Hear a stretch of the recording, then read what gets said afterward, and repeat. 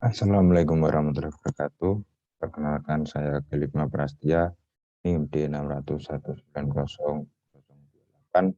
Di sini saya akan mempresentasikan tugas analisis estimasi biaya mengenai analisis break-even point. Analisis break-even point (BEP) atau titik pulang pokok adalah keadaan suatu usaha ketika tidak memperoleh laba dan tidak rugi. Untuk keperluan analisis tersebut, perlu mempelajari kaitan antara revenue, cost, dan net profit. Dengan BEP, maka bisnis dapat mengambil keputusan yang berkaitan dengan pengurangan atau penambahan harga jual, biaya, dan laba. Total pendapatan atau revenue adalah penjualan R yang diperoleh dari hasil kali antara harga barang P dengan unit barang I. Untuk rumus dari yaitu TR sama dengan P kali Q total. Lanjut ke biaya atau cost TC adalah jumlah biaya variabel PC ditambah dengan biaya tetap. Rumus untuk biaya yaitu TC sama dengan PC plus FC. Lanjut ke biaya variabel PC, yaitu biaya yang berubah-ubah secara proporsional sesuai dengan perubahan jumlah penjualan atau produksi. Bila jumlah penjualan atau produksi bertambah, maka biaya ini juga akan naik atau sebaliknya. Contoh dari biaya variabel ada pembelian barang dagangan, bahan baku, dan lain-lain. Lanjut ke biaya tetap FC, yaitu biaya yang secara total akan tetap walaupun terjadi perubahan pada jumlah penjualan atau produksi. Contoh dari biaya tetap ada gaji pegawai, biaya listrik, telepon, air, bunga pinjaman, dan lain-lain. Lanjut ke keuntungan atau profit, yaitu sisa dari penjualan setelah dikurangi dengan biaya variabel dan biaya tetap. Rumus dari laba sendiri sama dengan TR min TC. Kegunaan dari analisa BEP yang pertama, untuk mengetahui jumlah penjualan minimal yang harus dipertahankan agar perusahaan tidak mengalami kerugian.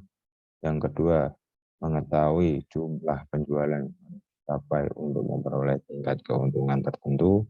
Yang ketiga, mengetahui seberapa jauh berkurangnya penjualan agar perusahaan tidak menderita kerugian. Yang keempat, mengetahui bagaimana efek perubahan harga jual, biaya, dan volume penjualan terhadap keuntungan. Analisis BEP memberikan hasil yang baik jika asumsi berikut terpenuhi.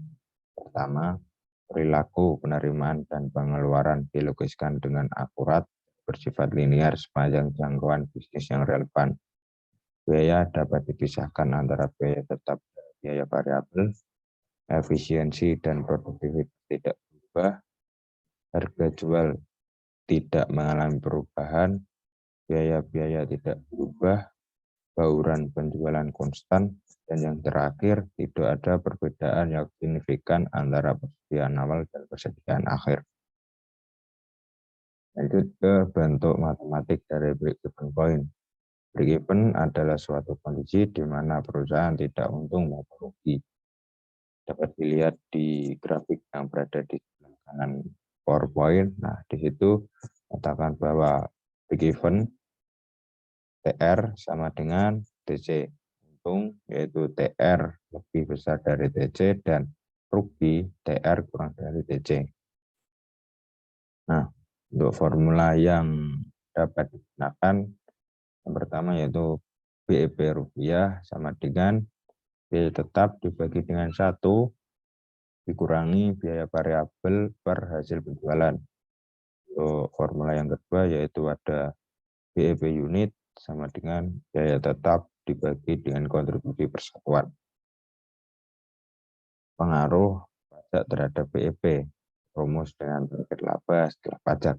Nah, apabila kita ingin menghitung tingkat penjualan yang harus diraih dengan target laba setelah pajak, yang harus dilakukan adalah yang pertama konversi besaran laba pajak earning after tax EAT menjadi besaran laba sebelum pajak EBT atau earning before tax.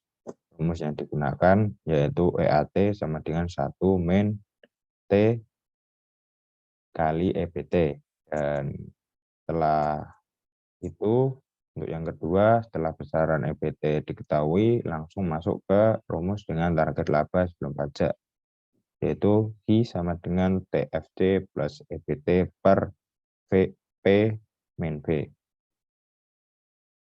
Lanjut ke contoh soal yang pertama. Itu soal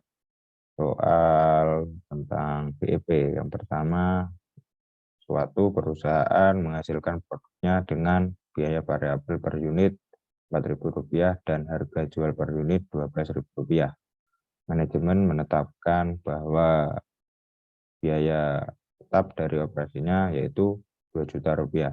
Tentukan jumlah unit produk yang harus perusahaan jual agar mencapai pulang pokok. Nah, soal ini dapat digambarkan dengan grafik yang berada di sebelah kanan saya.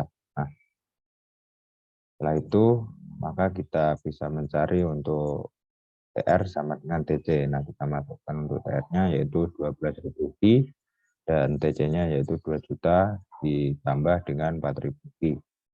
Nah, kita substitusikan dan mendapatkan hasil 8.000 Ki sama dengan 2 juta dan Ki-nya sendiri yaitu 250.